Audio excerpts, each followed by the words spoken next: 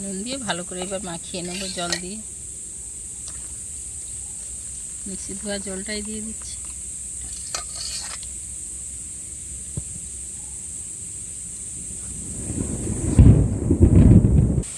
আম আর চাল বাটাটা দিয়ে দেখো এত সুন্দরভাবে আমি ব্যাটারটা করে নিয়েছি। বাইরের দেখো কত সুন্দর বৃষ্টি পড়ছে, তাই বৃষ্টিতে তো একটু পিঠেগুলি খেতে সবারই ইচ্ছে করে।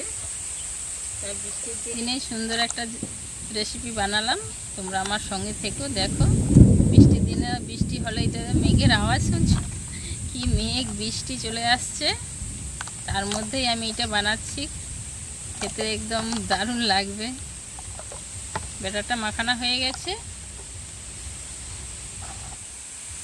এবার আমি নারকেলটা মাখিয়ে নেবো। আমি কিন্তু নারকেল দিয়ে পিঠেটা বানাবো, তোমরা পারলে ক্ষীর দিয়ে মাখা দিয়েও বানাতে পারো। আমি নারকেল আর চিনি দিয়েই পিঠেটা বানাবো। অনেকে যারা নারকেল পছন্দ করো না, তো বাড়িতে ক্ষীর করে ক্ষীর দিয়েও পিঠেটা বানাতে পারো।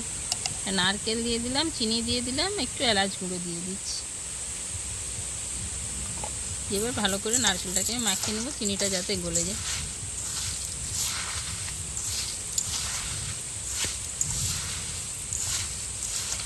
উনানটা জ্বেলে নিয়েছি, এবার আমি কড়াটা বসিয়ে দিচ্ছি। আমাদের গ্রাম্য পদ্ধতিতে ব্রাশ, এই কলা গাছের ডাঁটা নিয়েছি। কলা গাছের ডাঁটাটাকে আমি একটু শিলনোড়াতে ছেঁচে নেব। এইভাবেই ছেঁচে নিয়েছি, আমার ব্রাশ বানানো হয়ে গেল। গরম হয়েছে, আমি এই যে ব্রাশের সাহায্যে কড়াতে তেলগুলো দিচ্ছি।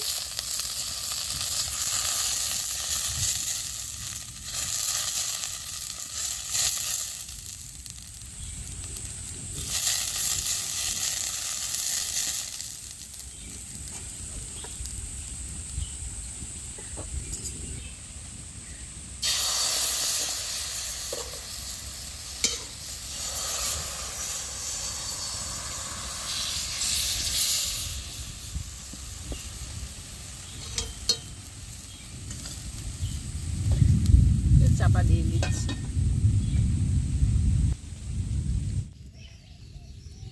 এবার আমি নারকেলটা দিয়ে দিচ্ছি। নারকেলটা দিয়ে এইভাবে লম্বা করে শেপে দিয়ে দিচ্ছি, দিয়ে খুন্তি দিয়ে এইভাবে ঘুরিয়ে ঘুরিয়ে। আর চ্যাপ্টা করতে অনেকেই জানো, তা এটা একটু নতুন ধরনের করলাম।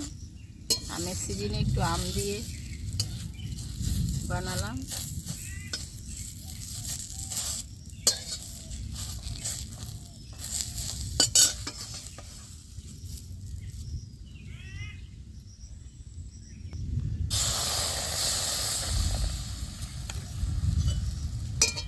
একের পর এক এইভাবেই আমি পাটিসাপটাগুলো বানিয়ে নেব।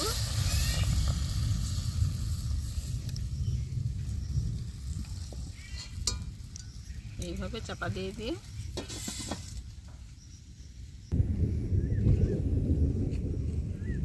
মেঘের গর্জন আর বৃষ্টি ঝিমঝিম, মন তো করে একটু যে ভালো মন্দ কিছু খাই, পিঠে শিঠে একটু ঠান্ডা পড়লে তো বানাতেই ইচ্ছা করে। তাই আজকে একটু পিঠেই বানালাম।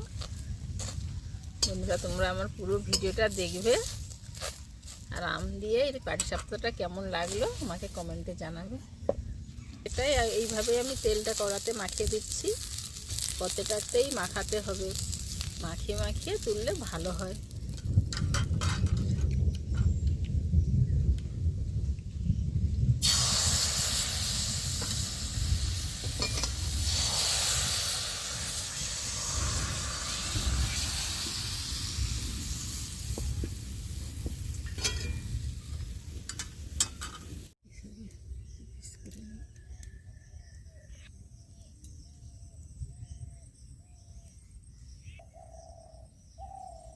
বন্ধুরা, আম দিয়ে কত সুন্দর যে পাটিসাপটাটা বানালাম, তোমাদেরকে তো পুরো বানিয়ে দেখালাম। কেমন লাগছে আমাকে কমেন্টে জানাবে, আর নতুন হলে আমার চ্যানেলটিকে সাবস্ক্রাইব করে দেবে, আর লাইক করতে ভুলো না যেন। পুরো ভিডিওটা দেখার জন্য ধন্যবাদ। দেখা হচ্ছে আবার পরের ভিডিওতে। টাটা।